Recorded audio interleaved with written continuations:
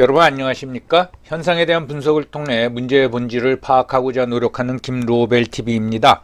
오늘은 최근 많은 관심 받고 있는 이재명 대표의 전 비서실장 전형수 비서실장의 죽음에 대해서 한번 생각해 보기로 하겠습니다.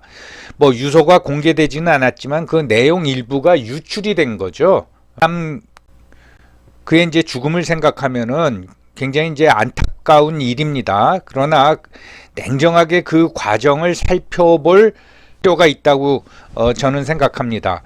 왜냐하면 우리도 그 같은 상황에 얼마든지 처할 수 있기 때문입니다. 그리고 우리가 열심히 살았는데 억울한 감정을 가지고 생을 마감해서는 안 된다고 생각합니다. 먼저 고인의 경력을 살펴보겠습니다. 1959년생이니까 올해 그냥 만 64세라고 해도 되겠죠. 우리나라 평균 기대 수명이 84세 정도 되는데 정말 너무 안타깝습니다. 그리고 1978년에 성남시 지방공무원으로 사회생활을 시작했습니다. 아마 고등학교를 졸업하고 곧바로 공무원 시험에 붙어서 성남시에서 공무원이 된 것 같습니다. 경희대 경영학과를 졸업했다고 그러는데 이거는 아마 공무원 생활을 하면서 대학에 진학하고 졸업했겠죠. 그렇지만은 그런 생활을 하면서 대학을 졸업했다라는 건 그의 의지와 성실함을 말해주는 거라고 하겠습니다. 그 이후에 이재명 성남시장 비서실장을 지냈고 또 수정구청장을 지냈습니다. 그리고 2017년에 행정기획조정실장, 이게 실세죠, 실세 정말. 부의사관으로 2017년에 성남시 행정기획조정실장을 지냈는데 요즘은 9급으로 공무원이 돼서 고위 간부인 3급 부의사관으로 승진하기가 정말 힘듭니다. 9급으로 공무원이 되면 대부분 주사라고 그러죠. 지금은 주무관이라고 부르지만 주사로 퇴직을 하게 됩니다. 간혹 5급 사무관으로 승진하는 사람들도 있습니다. 그 이후에 경기주택도시공사 경영지원본부장을 지냈는데 2022년에 그 경기주택도시공사 사장이 이재명 대선 후보 캠프로 가면서 전형수 씨가 사장 직무대행을 했습니다. 그러다가 2022년 12월에 퇴사를 했고 실질적으로 은퇴를 한 거죠. 그리고 얼마 전 23년 3월 초에 유서를 남겼습니다.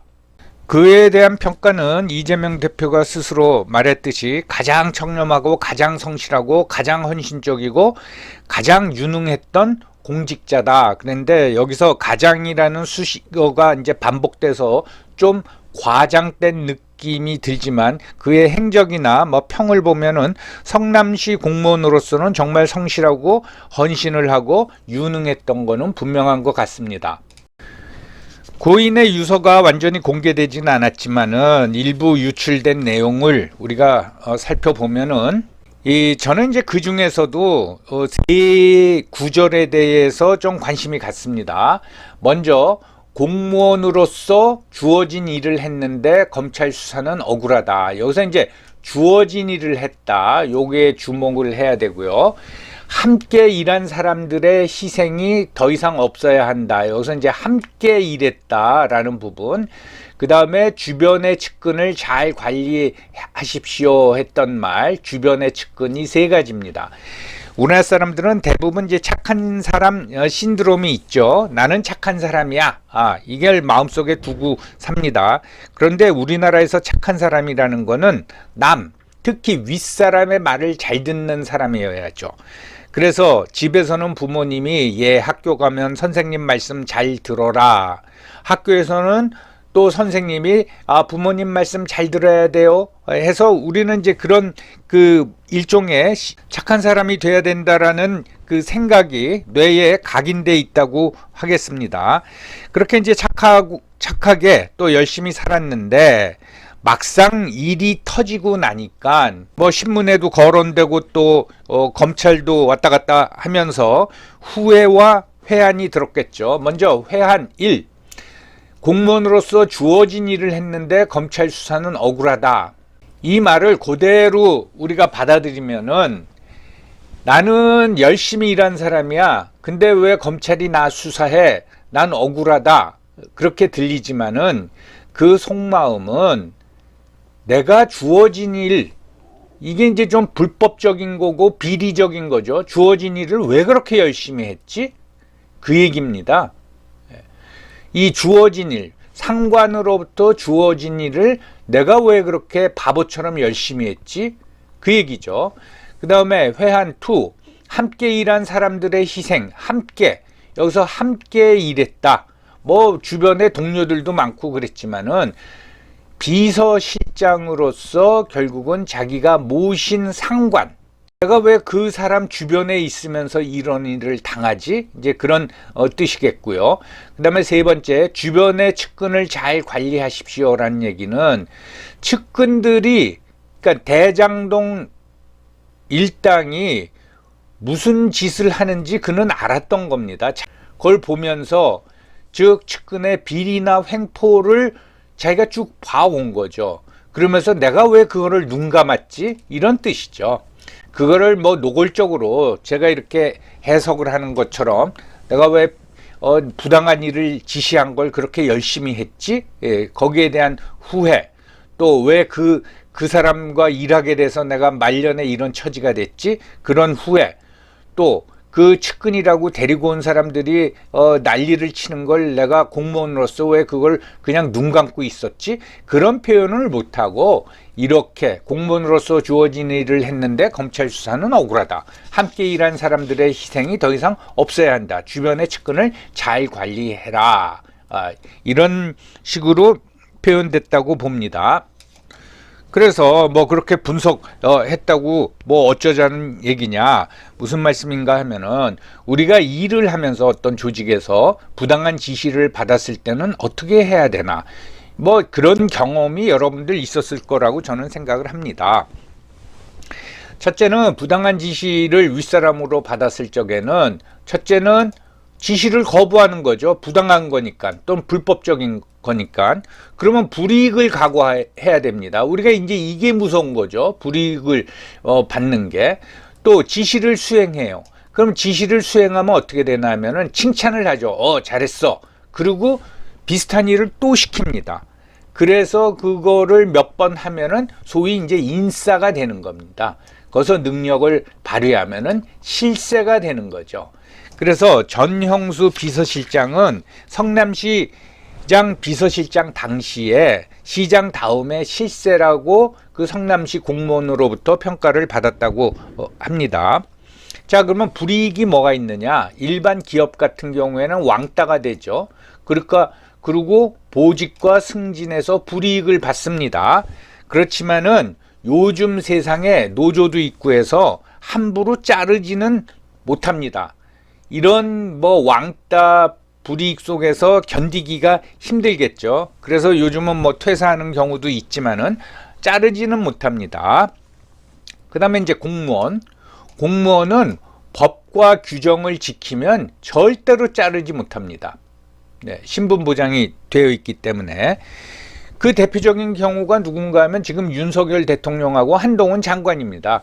윤석열 대통령 국정원 댓글 사건으로 좌천됐죠. 그리고 검찰총장 시절에는 조국 사태 이후 추미애 박범계 장관으로부터 엄청난 모욕을 당하고 정말 탄압을 당했죠. 그래도 자르진 못합니다. 한동훈 장관도 마찬가지죠.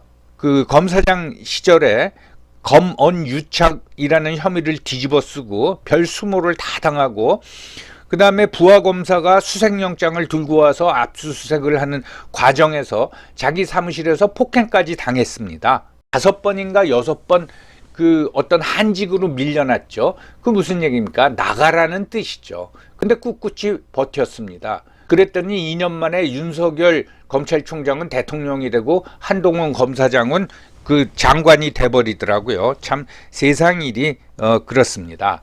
반대의 경우도 있죠. 지시를 수행한다. 그게 바로 보호 요청을 한 탈북 어민을 강제 북송시키고 우리 국민인 공무원을 월북했다고 단정하고 인민군이 불태워 죽이는 것도 방치하는 사건. 이게 부당한 일이죠. 그래서 결국 어떻게 됐습니까? 그 사람들 안보실장, 국정원장, 비서실장, 국방장관, 통일장관 불구속이지만 지금 다 기소돼서 이제 재판을 받는 거 아닙니까? 성남시에서 벌어진 일과 관련해요. 극단적 선택을 한 사람이 이제 5명이라고 합니다. 극단적 선택을 안 한 사람도 있지만 그 중에 우리가 이제 유동규 씨를 한번 눈여겨봐야 되죠. 유동규 씨는 경기관광공사 사장까지 지냈죠. 왜? 이재명 대표하고 친하기 때문에. 그 정도의 직위에 올라가려면은 엄청난 노력을 해야 되는데 이재명 대표한테 충성을 했기 때문에 그 자리에 올라간 겁니다. 근데 이제 수사를 받고 그러는 과정에서 본인도 억울해서 죽고 싶은 생각이 들었다는 거 아닙니까?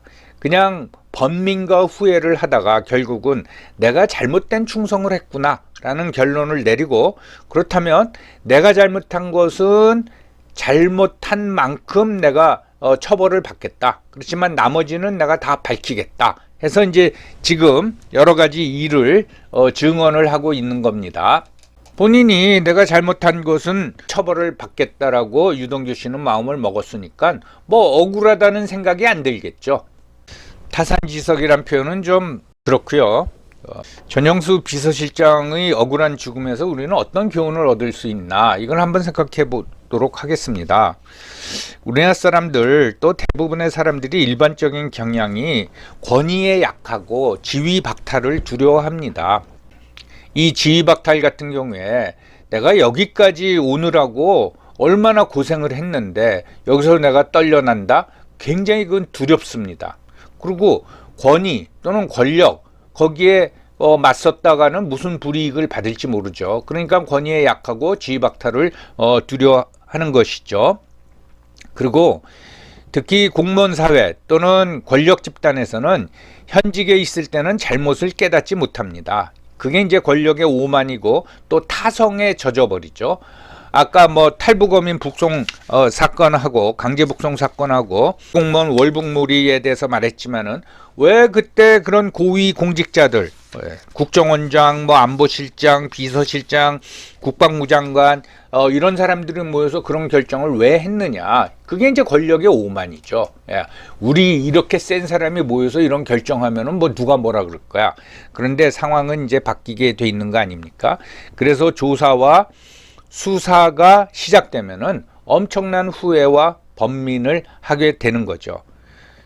내가 왜 그렇게 착하게, 아니 바보처럼 살았지? 내가 왜 그렇게 윗사람 말을 고분고분 잘 듣고 부당한 지시도 처리했지? 그런 이제 후회에 빠지게 되는 거죠. 그러면은 억울하다는 생각이 듭니다. 그런 수사받는 게 억울한 게 아니라 그렇게 살은 나의 삶이 억울하다는 생각이 드는 거죠. 아, 내가 삶을 잘못 살아왔구나. 그런 생각이 드는 거죠. 그렇지만 상관의 지시에 따랐다고 면죄부를 받는 것은 아니죠. 여러분 뭐 비유가 적절치 않지만은 2차 세계대전 이후에 전범 처리하는 거 보십시오. 그래서 시켜서 할 수 없이 유대인을 처형했습니다. 라고 하지만은 그건 인정되지 않죠. 그리고 유죄 판결을 받죠. 그래서 결국은 여러분 부당한 지시에 따르느냐, 그것을 거부하느냐, 그건 본인의 선택입니다. 그런데 그거를 따랐다가 안 걸리면은 반복됩니다, 그게. 그래서 나중에 빠져나오질 못하게 되는 거죠. 그리고 그렇게 부당하게 일을 처리하는 거에 대해서도 무감각해집니다. 그게 문제죠. 그러다가 걸리면 사법 처리되는 거죠. 그리고 후회하게 되고 억울하다는 생각이 드는 거죠. 꼭 억울한 죽음은 본인의 선택이라고 할 수밖에 없습니다. 너무 뭐 냉정하다고 비판하실 분도 있을지 모르지만은 왜 이렇게 우리가 냉정하게 봐야 되냐면은 이런 유사한 상황에 우리도 처할 수 있기 때문입니다. 결코 뭐 고인을 비난하는 것이 아니고요. 오히려 그의 생과 죽음이 너무 아쉬워서 오늘 이 영상을 제작하게 된 겁니다. 여러분 경청해 주셔서 감사합니다.